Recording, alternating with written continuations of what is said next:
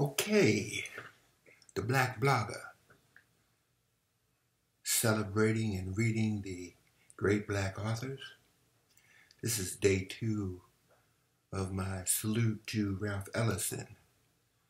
I'm reading a piece that Mr. Ellison was published after his death. The book was Juneteenth on February 12th. Yesterday we did The Invisible Man. This is the use of memory for liberation, not less of love, but expanding of love beyond this desire, and so liberation from the future as well as the past. Thus, love of a country begins as an attachment to our own field of action and comes to find that action of little importance, though never indifferent.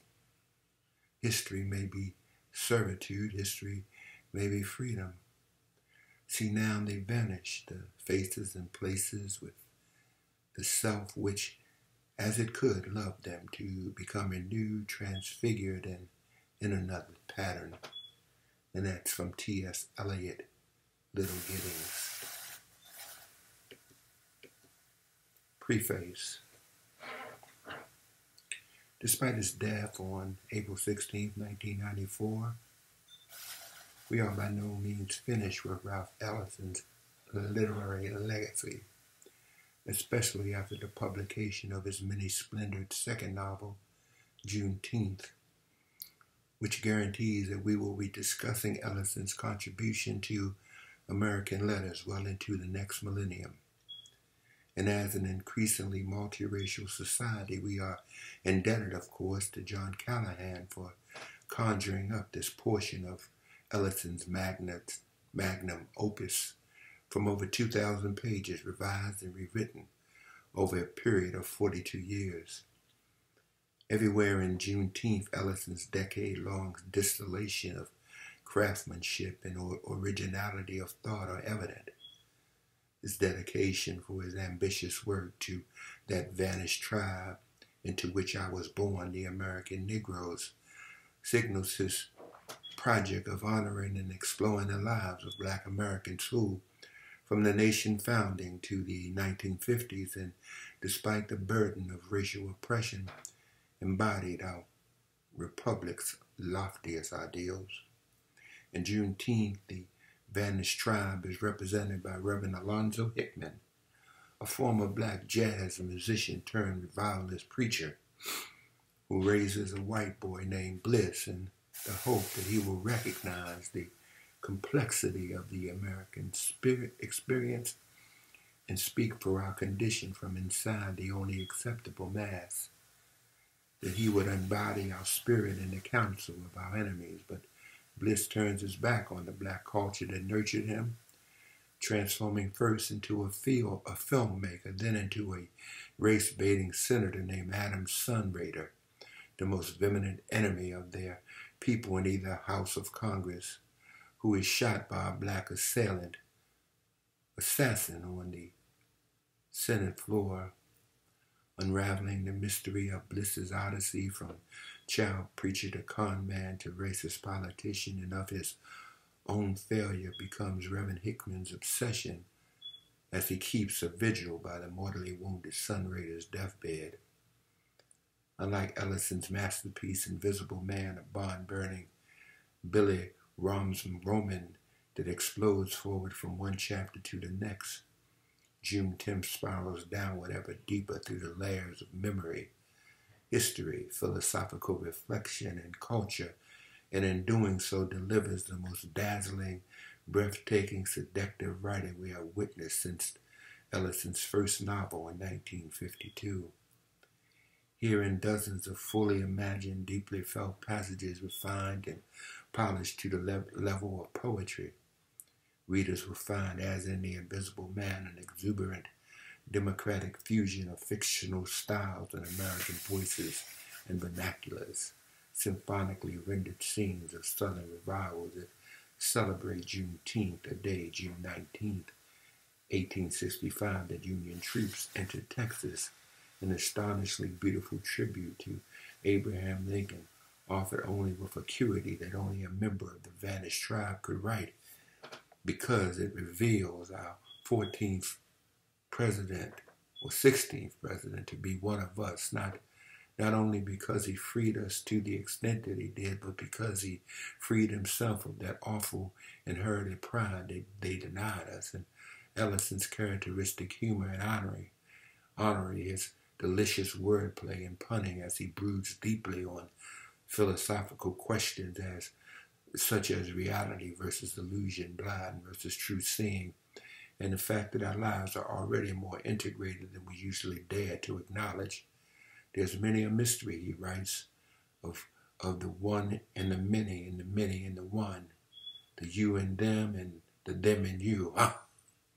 In a word, Juneteenth is a long-awaited work we have needed for decades to refine our discourse on race. Just for nearly a half a century, we needed the singular voice and humanistic vision of Ralph Waldo Ellison to remind us, as he does in this capricious second novel, that man is at his best when he's set in all the muck and confusion of life and continues to struggle for his ideals, is near sublime. Charles Johnson, December 1999. Introduction. In his later years, after hours, if he had put in a good day at his desk, Ralph Ellison was known to chuckle at the parallel between the crazy country he loved and contended with and what in 1969 he called his novel in progress, very long in progress. Ellison's projected second novel was a glint in his eye as early as June 1951 when he wrote Albert Murray that he was trying to get going with my first book before this one, Invisible Man, is finished. In April 1953, he told Murray of his plan to scout the Southwest. I got to get real mad again and talk with old folks a bit. I got one Oklahoma book in me, I do believe. By 1954, Ellison had begun to put pen to paper, and in April of 1955, he sent Murray a working draft of an episode. From then on, even as he wrote numerous essays, taught at half a dozen colleges, held the Albert Schweitzer Professor of Humanities at New York University, and in the name of citizenship did more than his duty on national boards and commissions. The second novel remained Ellison's hound of heaven and hell, pursuing him down the archways of the years, pursuing him down the labyrinth ways of his own mind until it's the end of his life in 1994. From 1955 to 1957, Ralph Ellison was at work on the second novel as a fellow at the American Academy in Rome, Italy. It was in Rome during 1956 he told John Hershey that he conceived the basic situation which had to do with a political assassination. Not long afterwards, in June of 1959, Ralph wrote Mary that Bello, with whom Ellison was sharing a house in Tivoli, New York, close to Bard College, where both men taught, had read book 2 and is to publish about 50 pages in the new magazine, which he is editing, The Noble Savage of all things, telling David Remnick of The New Yorker in 1994 that Ellison had let me read a considerable portion of it, a couple hundred pages of at least. Bello remembered vividly that all of this marvelous stuff easily on the level of Invisible Man. In later reminiscences, Bello wrote, "In what he did, Ralph had no rivals. What he did, no one else could do, a glorious piece of good fortune for a writer." During the next 5 or 6 years, Ellison published 3 more excerpts in literary quarterlies. Meanwhile, the contract for the book dated August 17, 1965, stipulated delivery on September 1st, 1967. In his own mind, Ralph Ellison was moving towards the completion in the summer and fall of 1967 as he revised the novel at his summer home outside Plainfield in the village of the Berkshires. Then in the late afternoon of November 29, 1967, Ellison and his wife Fanny returned from shopping, to find the home in flames. With regret in her voice, Mrs. Ellison recalled being restrained from approaching the burning house by volunteer firemen who had arrived too late. I wish I'd been able to break that window and pull out Ralph's manuscript, she told me later. I knew right where it was. The Plainfield fire had taken on proportions of myth to the extent that it was useful to revisit what Ellison had to say about it over the years. 10 days after the event, he wrote to Charles Valentine that the loss was particularly severe to me, as a section of my work in progress was destroyed with it. Later in the same letter, Ellison outlined the task he saw before him. Fortunately, much of my summer's work on the new novel was still in my mind, and if my imagination conceded, I'll be all right. But I must work quickly. According to James Allen McPherson, Ralph told him in 1969 that the fire destroyed a year's worth of revisions, but that he was presently in the process of revising it again. In 1980, Ellison told a reporter from the Daily Hampshire Gazette, I guess I've been able to put most of it back together. To David Remnick, just before his 80th birthday in 1994, Ellison made the remark as full as public comment on the fire. There was, of course, a traumatic event involved with the book. We lost the summer home, and with it, a good part of the novel. It wasn't the entire manuscript, but it was over 360 pages. There was no copy. By the time of McPherson's account, done with Ellison's blessing and collaboration in 1970, the second novel had begun to loom larger than the novel A Work in Progress. He had enough typed manuscripts to publish 3 novels, McPherson wrote, but is worried about how the work will hold up as a total structure. He does not want to publish 3 separate books, but then he does not want to compromise on anything essential. If I find that it is better to make it a 3-section book, to issue it in 3 volumes, I would do that as long as I thought that each volume had a compelling interest in itself, Ellison told McPherson. On and off the rest of his life, Ellison continued to work on his mythic saga of race and identity, language and kinship in the American experience. Sometimes revising, sometimes reconceiving, sometimes writing entirely new passages into an often reworked scene. He accumulated some 2,000 pages of typescripts and printouts by the time of his death. His last published excerpt from the novel, an offshoot from the main text title, Backwhacking, a Plea to the Senator, appeared in 1977. Although he continued to write and revise until a fatal illness struck him at the end of March 1994, just 4 weeks after his 80th birthday, Ralph Ellison did not live to finish his 40-year work in progress. Ralph left no instructions about his work except a wish expressed to Mrs. Ellison and to me that his books and papers be housed at the National Library, the Library of Congress. A few days after his death, Mr. Ellison walked me into his study, a room adjoining the living room, where wreathed in a slight haze of cigar and pipe smoke. As if to protest his absence, the teeming bookshelves that erupted in chaos over his desk, chair, computer table, and copying machine, finally covering the floor like a blizzard of ash. Anyone else may have given up, but Fanny Ellison persevered in her effort to do the right thing by what her husband had left behind.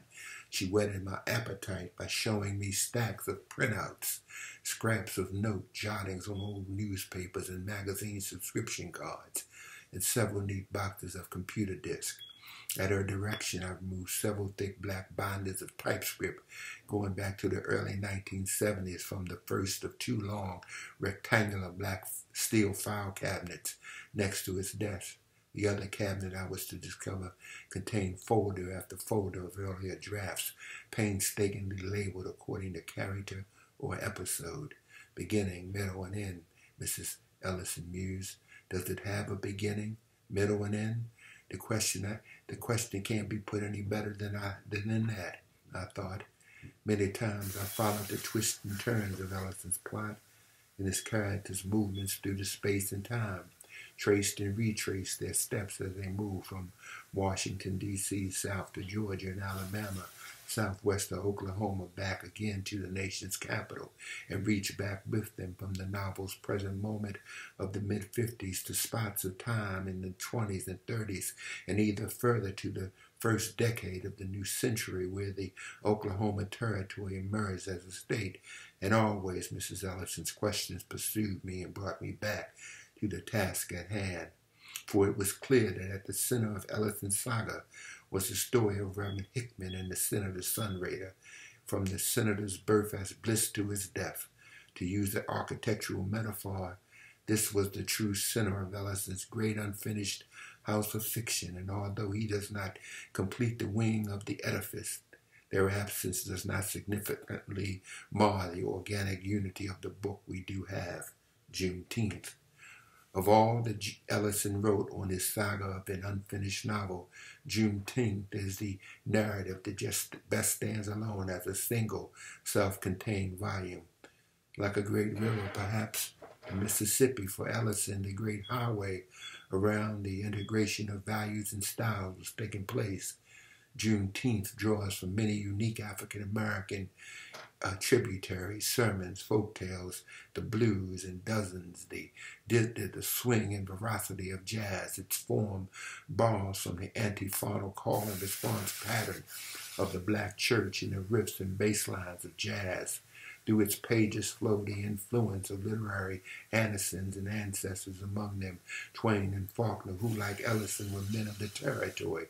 Above all, perhaps in this work, Ellison converses with Faulkner. Juneteenth realizes Ellison's dream, articulated in the brave words for a startling occasion, his acceptance speech when he received the National Book Award for The Invisible Man in 1953, of putting into a novel the rich babble of idiomatic expression around me, a language full of imagery and rhetorical caniness. Perhaps picking up where he left off in The Invisible Man, Ellison is deliberately, provocatively approximate about the historical time in Juneteenth. In both novels, his tragedy is one of connotation and infiltration as he seeks to open up associations and create symbolic significance for the events in the narrative, even as his writerly time extended far beyond the 50s. Ralph Ellison continued to locate the story circa 1955. From the time present of the immediate action, he said, the story goes back into earlier experiences too, even to some of the childhood experiences of Hickman, who, in an elderly man in time present, from beginning to end, Juneteenth, like Invisible Man, tests Ralph's conviction that time's burden, its blessing and curse, is a matter of the past being active in the present, with the characters being aware of the manner in which the past acts on their present lives.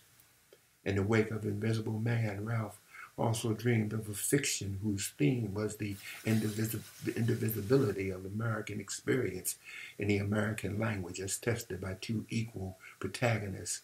In June 10th, two principals are the Reverend Alonzo Hickman, Jasmine turned Black Baptist minister, and Senator Adam Sunraiser, a self-named race-baiting politician, formerly Bliss, in Ellison word, a little boy of indefinite race who looks white and who, through a series of circumstances, comes to be reared by the Negro minister. In different ways, expressive of radically different values and purposes, each possesses an intellectual depth, complexity, and eloquence visible from inside out, and therefore heard on the lower frequencies Ellison had identified with democratic equality and Invisible Man. With the level of fidelity that is stunning, Ralph conveys the intricate inner rhythms of consciousness felt by Hickman and Bliss alone and in a profound relation to each other. Sometime, he explained in an introductory note to Nighttime, an excerpt published in 1969, the two men actually converse. Sometimes the dialogue is illusionary and occurs in the isolation of their individual minds, but through it all it is antiphonal in form and in an anguished attempt to arrive at the true shape and substance of the sundered past and its meaning. The relationship between Hick and Bliss revolves more around the mysteries of kinship and race. As a boy seeking his lost mother in unknown patrimony, Bliss runs away from Hickman and his Black Baptist congregation, later reinvents himself in the guise of a movie maker and flim-flam man. It ends up as a race-baiting senator from a New England state.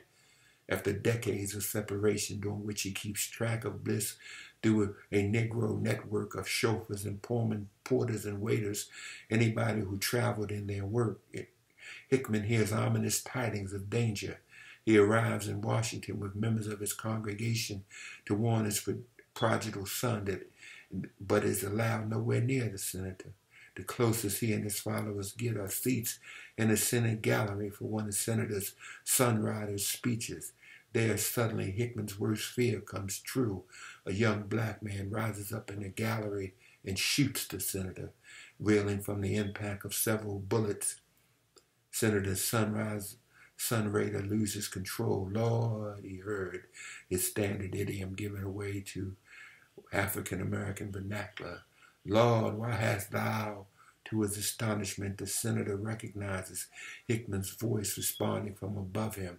For thou hast forsaken me. At the hospital, he calls for Hickman and only Hickman to be brought to his bedside.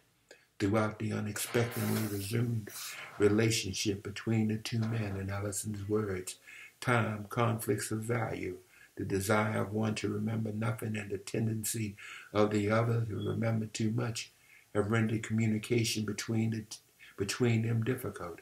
But as the narrative progresses, Hickman's will to remember and the senator's will to forget engender paradoxical, shared and solitary acts of imagination. Hickman's fatherly preacher presence and the blues tone of his voice stir the embers of the dying senator's soul. Ralph enlists the reader as witness to the unspoken and spoken acts of memory that revives Bliss's childhood as a little boy who looks white, talks black, and accepted and loved by Hickman and the others in this Black Baptist congregation and community. In his delirium, the senator becomes Bliss once again and remembers Hickman initiating him, the precocious little boy, into the preacher's ritual of death and resurrection in his traveling ministry. Hickman, too, Ellison reminds us, is a trickster. In his calling as a preacher, he sometimes sees himself as God's own straight man. A master of religious performance, he is willing to let the congregation of believers and potential believers think that Bliss, a white-skinned young apprentice preacher, rises from the dead in a closed coffin, covered in white satin, outfitted in a concealed breathing tube. Memories of childhood alternate with the senator's feverish and pessimistic recollections of life after his flight from Hickman, from Bliss. He puts it in one of his reveries with a mix of irony and remorse, raised as something of a confidence man in the services of the Lord by Hickman. Years later, he puts the trickster to trade to good use in his travels through the small towns of the Southwest, hoodwinking people by posing as a professional filmmaker. In the present moment of the solemn recollection, with Hickman at his bedside, the senator relives a brief, intense love affair 25 or 30 years past with a lovely black and white and red young woman in an Oklahoma town. Their passionate interlude has mysterious, faithful, doubly fatal consequences that Bliss is only partially aware of. Hicks tries to puzzle out and Ellison coaxes the reader to piece it together. At the climax of their interior journey, Hickman compels Bliss to confront more fully and honestly that he desires the long-buried memory of the Juneteenth night that sent him wandering the ends of the earth like a biblical outcast.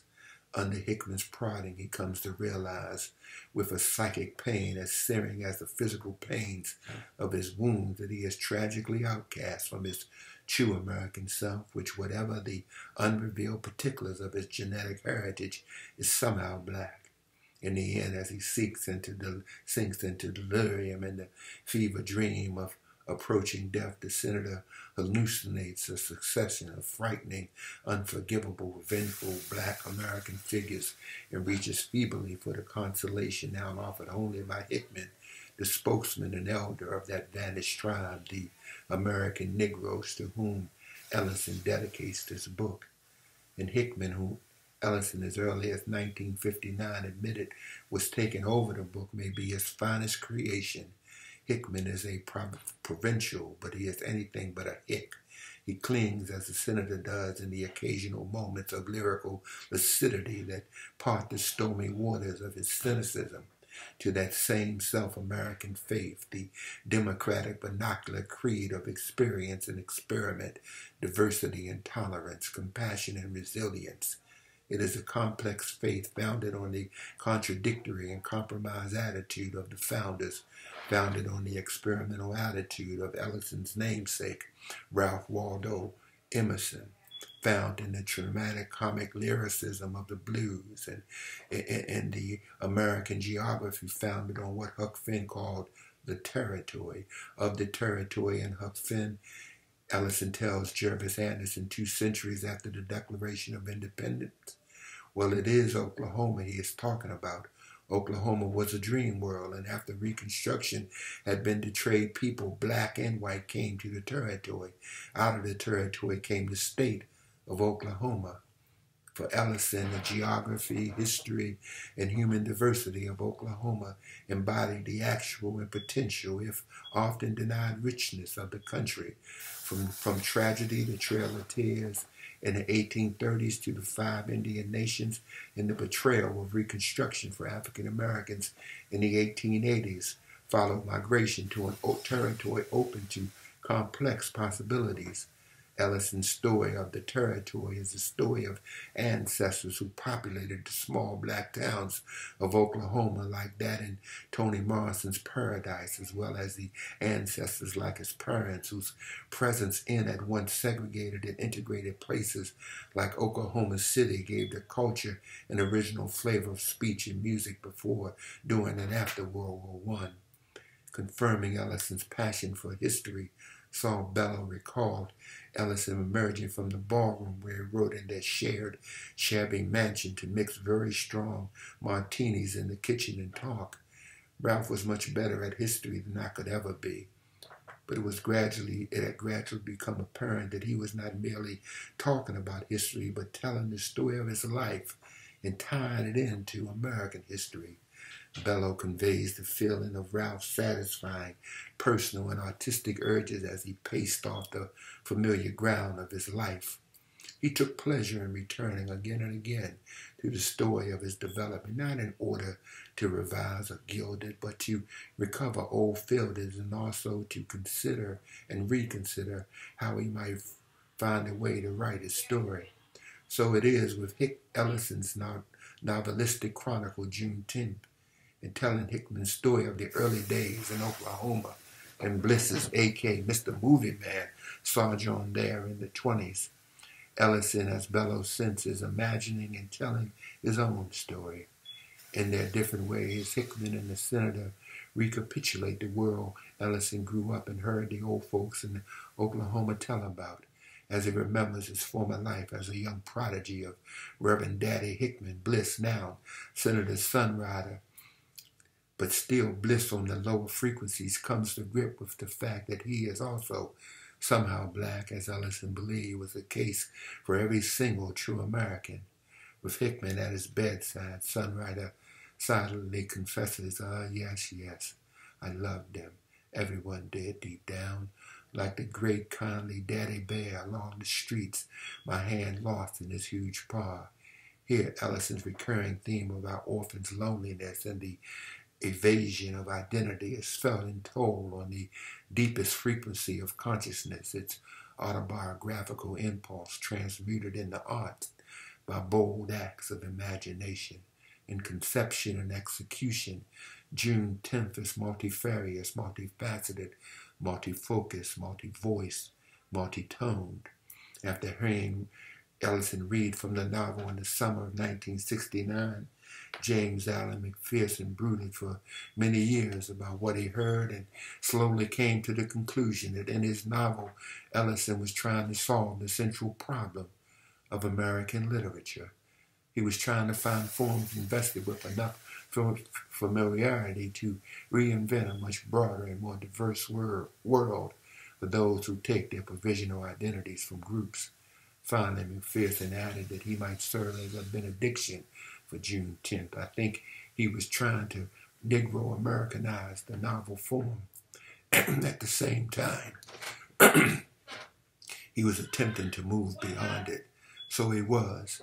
In a long letter written in August of 1959, Ellison tells Albert Murray of finding interesting things in Hemingway and Fitzgerald and their work, and in Stephen Crane and Henry James he discovered the Civil War looming like some partially acknowledged, terrifying family secret, and for the rest of his working life, Ralph found his imaginative, critical, deep well of inspiration and interpretation in the Civil War, the end of slavery, and the subsequent torturous zigzag towards liberation. When you start lifting up that enormous stone, the Civil War, that's kept so much of the meaning of life in the North hidden, you begin to see it in moles in the center of the junk pile as well as in the center of the cotton bowl. All the boys who try to escape this are simply running from the problem of value, which is why these old Negroes, whom I'm trying to make Hickman represent, are so confounding. They never left the old original briar patch. You can't understand Lincoln or Jefferson without confronting them. And in one of June 10th's most moving and powerful scenes, the old minister, denied access to the senator, leads his flock to the Lincoln Memorial for the purpose of moral and spiritual renewal. There he strikes through the mask of Lincoln as a national icon to the man and the president, attempting to forge his own moral union as well as the nation's. In Hickman's vision, Lincoln waged the Civil War fought in the provinces of his mind and imagination, as well as on what F. Scott Fitzgerald called the dark fields of the Republic. His humanity laid in his flaws as well as his virtue. Ain't that him, Reverend? Ain't that Father Abraham, one of the sisters, asked from the steps of the monument? And too full to speak, Hickman answers in reverie that owes a double tithe to James Joyce and to the sermons of the black church. Yes, he repeats over and over to himself as he imagined Lincoln's just resting a while before pulling himself together to go and try to bind up all those wounds that have festered and run and sunk in this land and stunk in this land ever since they turned you back into stone. Hickman's reverie occurs within a reverie, for he is actually at the bedside of the sleeping senator, startled into a renewed awareness of the dying man's fall from grace.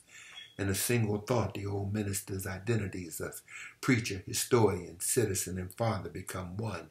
And to think, Hickman thought, stirring suddenly in his chair, we had hoped to raise ourselves from that kind of man. Hickman's remembrance in his enactment of his lines from T.S. Eliot that Ellison chose as an epigraph. This is the use of memory for liberation, not less of love, but expanding of love beyond desire, and so liberation from the future as well as the past. On many levels, Juneteenth is a narrative of liberation, literally a celebration of June 19th, 1865, a day 2.5 years after the Emancipation Proclamation was decreed, when Union troops landed in Galveston, Texas, and their commanding officer told the weeping, cheering slaves that they were free. The delay, of course, is symbolic acknowledgement that liberation is a never-ending task of self, group, and nation, and that to endure liberation must be self-achieved and self-achieving. In this narrative, Ellison, who took part in more than one June 10th ramble as a boy in Oklahoma, speaks of false as well as true liberation and the courage required to tell the difference. Even in the face of deepest betrayal, Hickman keeps his word to stand by bliss. Although the little boy is now contained within the frame of a man whose public words and deeds repudiate Hickman's act of kinship and fatherhood, Yet in the end, perhaps Hickman's democratic faith is vindicated by the senator's belay not to be consummated deathbed strivings towards the way home. The name the name Ralph gave in brave words for a startling occasion to that condition of man's being at home in a world where he is called love and which we term democracy. The missive at first of June 10th as a celebration of gaudy illusion. The senator realizes too late that his liberation is bound up with Negro American communion expressed by and on Juneteenth Day. But Ellison hints in his epigraph, it is not too late for those surviving to become renewed, transfigured, and in another pattern, the pattern of art, always in progress. Ellison's work may now find pause, not secession, but pause in the gift of Juneteenth to his readers. And that's from John F. Callahan, February 1999. And this is chapter 1. 2 days before shooting a chartered plane load of Southern Negroes swooped down upon the District of Columbia and attempted to see the senator. They were all quite elderly, old ladies dressed in little white caps and white uniforms made of surplus nylon parachute material. The men dressed in neat but old-fashioned black suits, wearing wide-brimmed, deep-crowned Panama hats, which in the senator's walnut paneled reception room now they held with grave, ceremonial air, solemn, uncommunicative, and quietly insistent. They were led by a huge, distinguished-looking old fellow who on the day of the chaotic events was to prove himself, his age notwithstanding, an extraordinary, powerful man, tall and broad and of easy dignity. This was the Reverend A.Z. Hickman, better known as one of the old ladies proudly informed the senator's secretary as God's trombone. This, however, was all about they were willing to explain. 44 in number, the women with their fans and satchels and picnic baskets, and men carrying new blue airline take-on bags. They listened intently while Reverend Hickman did that talking. "Ma'am," Hickman said, his voice deep and resonant as he nodded towards the door of the senator's private office, "you just tell to that Hickman has arrived. And when he hears who's out here, he'll know that it's important and we want to see us." "But I told you that the senator isn't available," the secretary said. "And just what is your business? Who are you? And anyway, are you his constituents?" "Constituents?" Suddenly the old man smiled. "No, miss," he said. "The senator doesn't have anybody like us in his state. We're from down where we are among the counted, but not among the herd." "Then why are you coming here?" she said. "What is your business?" "He'll tell you, ma'am," Hickman said. He'll know who we are. All you have to do is tell him that we've arrived." The secretary, a young Mississippian, sighed.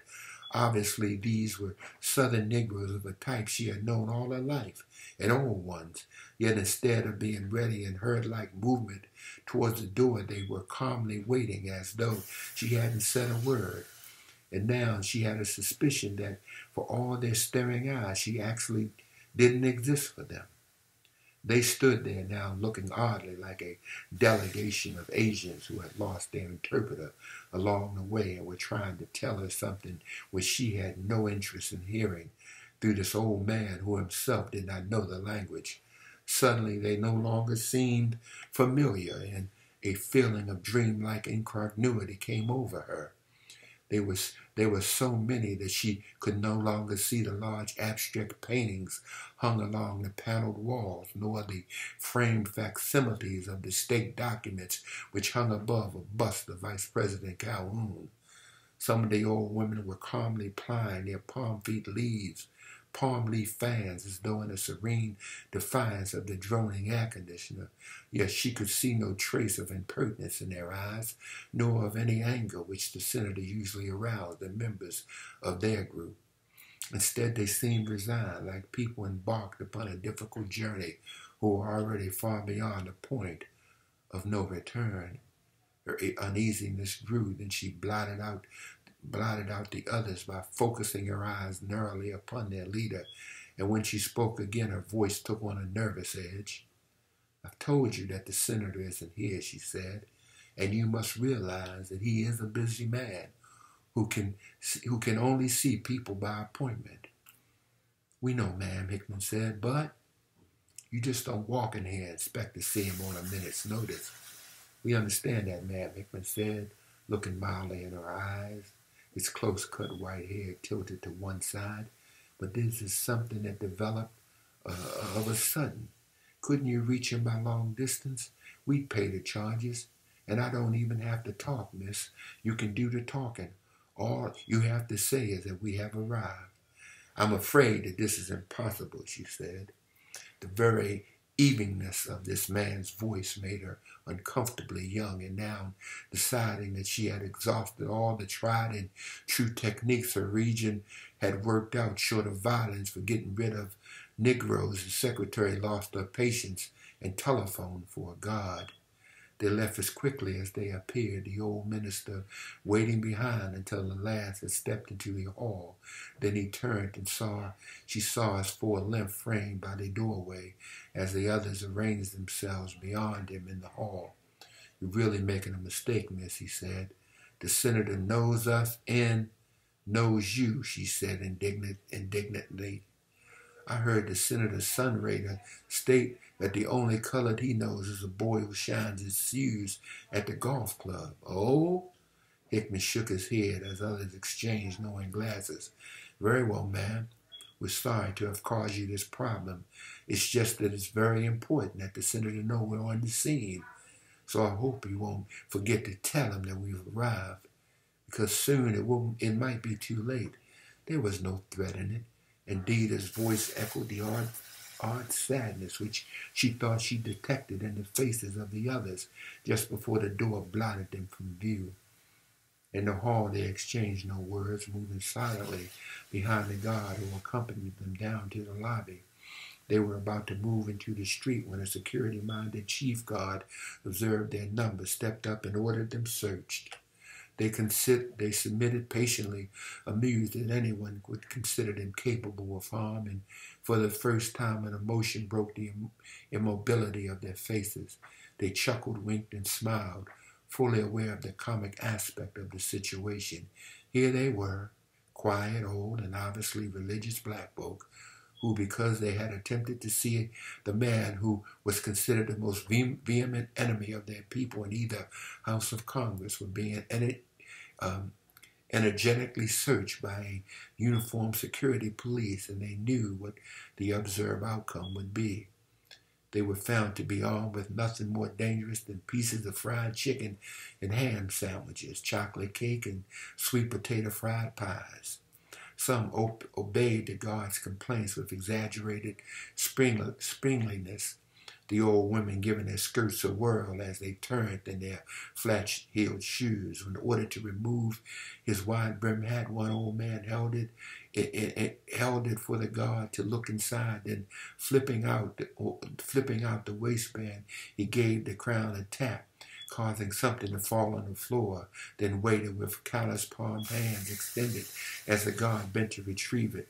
Straightening, unfolding the object, the guard saw a worn but neatly creased $50 bill, which he dropped upon the outstretched palm as though it were hot.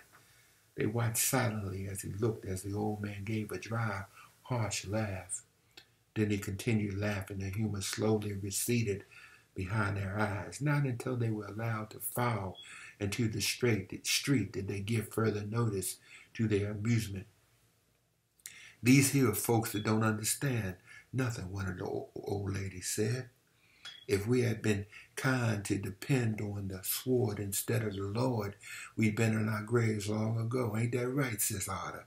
"You said it," Sis Otter said, "in the grave and done long finished molding." "Let me worry you. Our conscience is clear right now. Amen." On the sidewalk now they stood around Reverend Hickman, holding a hushed conference. Then in a few moments they disappeared in the string of taxis, and the incident was thought closed.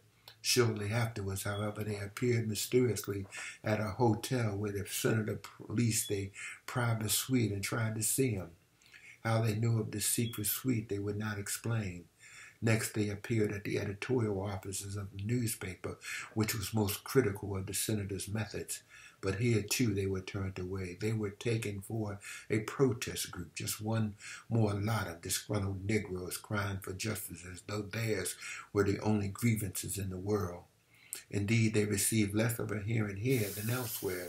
They weren't even questioned as to why they wished to see the senator, which was poor newspaper work to say the least, a failure of technical alertness, as events would soon prove, a gross violation of press responsibility. So once more they moved away. Although the senator returned to Washington the following day, his secretary failed to report his strange visitors. There were important interviews scheduled, and she had understandably classified the old people as just another annoyance. Once the reception room was cleared of their disquieting presence, they seemed no more significant than the heavy mail received from white liberals and Negroes, liberals and reactionaries alike, whenever the senator made one of his taunting remarks. She forgot them. Then at about 11 a.m., Reverend Hickman reappeared without the others and started into the building. This time, however, he was not to reach the secretary. One of the guards, the same who had picked up the $50 bill, recognized him and pushed him bodily from the building. Indeed, the old man was handled quite roughly. His sheer weight and bulk and slow rhythm of his normal movements infuriating the guard to that quick, heated fury which springs up in one when dealing with unexpected recalcitrance of some inanimate object, the huge stone that resists the bulldozer's power, or the chest of drawers that refuses to budge from its spot on the floor. Nor did the old man's composure help matters, nor did his passive resistance hide his distaste for having strange hands placed upon his person. As he was being pushed about, old Hickman looked at the guard with a kind of tolerance and understanding which seemed to remove his personal emotions to some far cool place where the guard's strength could never reach them. He even managed to pick up his hat from the sidewalk where it had been thrown after him with no great show of breath or hurry, and arose to regard the guard with serene dignity. Son, he said, flicking a spot of dirt off the soft old Panama with a white handkerchief, I'm sorry that this had to happen to you. Here you worked up a sweat on this hot morning, and not a thing has changed except that you interfered with something that doesn't concern you. After all, you're only a guard. You're not a mind reader. Because if you were, you'd be trying to get me in there as fast as you could instead of trying to keep me out. You're probably not even a good guard, and I wonder what on the earth you'd do if I came prepared to make some trouble. Fortunately, there were too many spectators present for the guard to risk giving the old fellow a demonstration. He was compelled to stand silent, his thumbs hooked over his cartridge belt, while old Hickman strode or more accurately floated up the walk and disappeared around the corner. Except for 2 attempts by the telephone, once to the senator's office and later to his home, the group made no further effort until that afternoon when Hickman sent a telegram asking Senator Sunrider to phone him at a T Street hotel, a message which, thanks to the secretary, the senator did not see. Following this attempt, there was silence. During the late afternoon, a group of closed-mouthed old folks were seen praying quietly within the Lincoln Memorial. An amateur photographer, a high school boy from the Bronx, was there at the time, and it was his chance. It was his chance photograph of the group standing facing the great sculpture with bowed heads beneath old Hickman, outspread arms that was flashed over the wires following the shooting. Asked why he had photographed that particular group, the boy replied that he had seen them as a good composition. I thought that their faces would make a good scale of grays between the whiteness of the marble and the blackness of the shadows. And for the rest of the day, the group appears to have faded into those same peaceful shadows, to remain there until the next morning, when they materialized shortly before the chaos erupted. Suddenly, through the sonorous lid and terror of his projecting voice, the senator was distracted. as he grasped the dimly lit lectern and concentrated on the faces of the colleagues seated below him behind a circular, history-stained desk. His eyes had been attracted by the turbulence centering around the rich emblazonry of the Great Seal, high across the chamber, and a fixed midpoint of the curving sweep of the distant visitors' gallery. The national coat of arms had been ripped from its moorings and was hurtling toward him with a transparent insubstantiality of a cinematic image that had somehow gone out of control, increasingly alarming in size while maintaining the martial posture of tradition. The heralded eagle with which the Great Seal was charged seemed to fly free of its base. Zooming forward, it flared luminously as it halted, oscillating a few arms' length before the senator's confounded head, there pulsating with hallucinatory vividness. The rapid eagle aroused fifth olfactory memories of dry blood and dusty feather, and stirred within him fragmentary images of warfare tinged with heroism and betrayal. Stepping instinctively backwards and fighting down an impulse to duck, the senator managed, by benefit of long practice, to continue the smoothly resonant flow of his address, but before what happened to be an insidious practical joke contrived to test his equanimity, he felt a cascading weakening of his muscular control. For now, armed of beak and claw, the barred inscription shielding its breast, and the golden ribbon band a mystic motto of the national purpose violently aflutter, the emblematic bird quivered above him on widely erected wings, while the symbolic constellation of 13 cloud-encircled stars whirled furiously against the spot of intense blue which flashed like coal lighting above its snow-white head. Shutting its eyes in desperate effort to exorcise the vision, the senator projected his voice with increased vigor and was aware of distorting the shape of what he had conceived as a perfect rhetorical period. But when he looked again, the eagle was not only still there, but become more alarming.